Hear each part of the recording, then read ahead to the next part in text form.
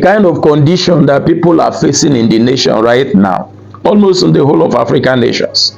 There's serious economic hardship in the country. A lot of people are losing their faith. Some are talking against the political leaders. Some are talking against the pastors. Some are attacking different people, venting their anger in different ways. Some are now renouncing their faith. Last time we saw somebody who is on social media asking now the pastor to give him back his spiritual investment in the kingdom of God because he's no longer interested in going to the kingdom of God. I mean, all these things bliss my heart because that's showing you what the youths are facing right now. There is serious economic hardship. And in this passionate appeal, we are begging the political leaders to show mercy on the youths. Show mercy on the youths. A lot of talents are being wasted. The church leaders, show mercy on the youths.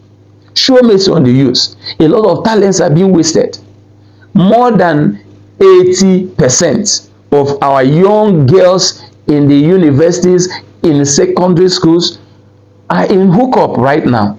The young boys, in fact, there is no amount of message you preach to them now. Some of them are submitting themselves to be trained on fraud, to be trained for fraud, and all this thing is just survival.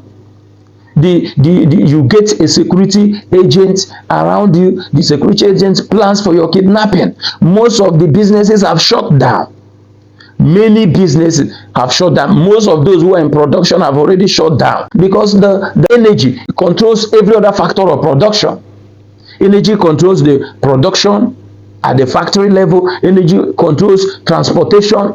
Energy controls advertising.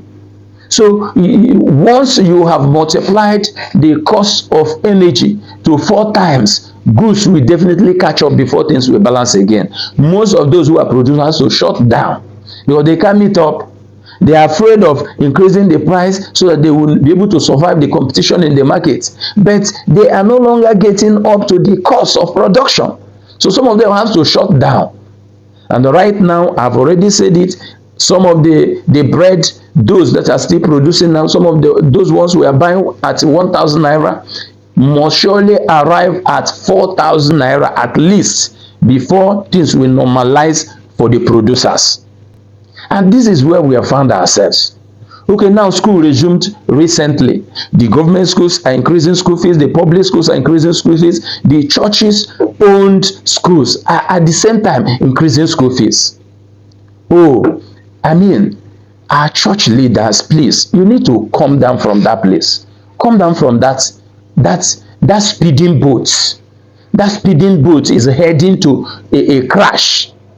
That speeding boat, that lifestyle of the politicians, that lifestyle there's no difference. There's no difference. What are we doing with all those money? This is end time. The sign is everywhere that we are in the end time. A day is coming when those money that we are packing in different places, all those cars we are packing that are spoiling in our different garages, time is coming, a day is coming, you will want to release it to people and it will be useless. Because once the master returns, everybody becomes equal. The GO, the ushers, the choir masters, all the people. That time you now know that even that gate man at the front of your church is called. He's fulfilling a ministry. And he can be faithful. He can be faithful.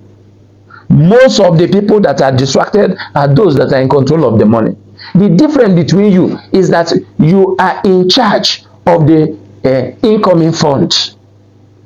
And that is exactly what destroyed Judas. Because you may think that your position is more important than that man that is fixing the sound system. All of them are contributing to the work of the ministry.